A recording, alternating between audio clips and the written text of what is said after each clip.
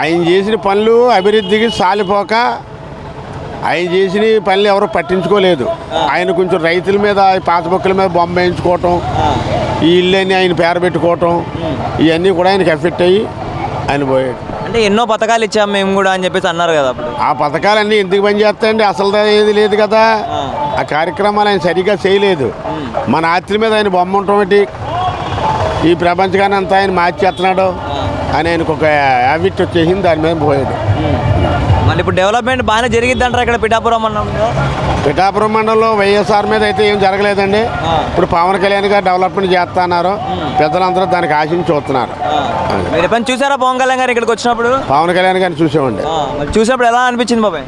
పవన్ కళ్యాణ్ గారు చేస్తారనే ప్రజలందరూ కూడా అభిమానంగా ఆయన ఓటేశారు. పవన్ కళ్యాణ్ ఇక్కడ పిఠాపురంలో ఓడిపోతాడు, అందుకే సినిమా ఇండస్ట్రీ నుంచి కూడా అందరినీ పిలిపించుకున్నాడు అని చెప్పేసి అన్నారు కదా. పవన్ కళ్యాణ్ గారిని ఓడిపోతారని ఎవరు అనలేదండి.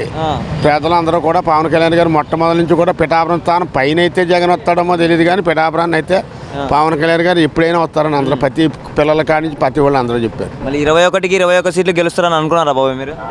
21కి 21 ఏదో 1-2 దాంట్లో వచ్చేస్తారని 20 సీట్ల దాకా వస్తారని అంచనా వేశారు. కానీ మొత్తానికి అయితే గెలిచేశారంట. మొత్తానికి గెలిచారు. మళ్ళీ ఎలా ఉందంటారు 21 సీట్లు గెలవడం వల్ల? 21 గెలవడం వల్ల ప్రజల్లో ఆయన అభిమానం ఉందండి. ప్రజలు ఆయన మీద అందరూ కూడా అభిమానం చూపించారు, ఆయన నమ్మారు.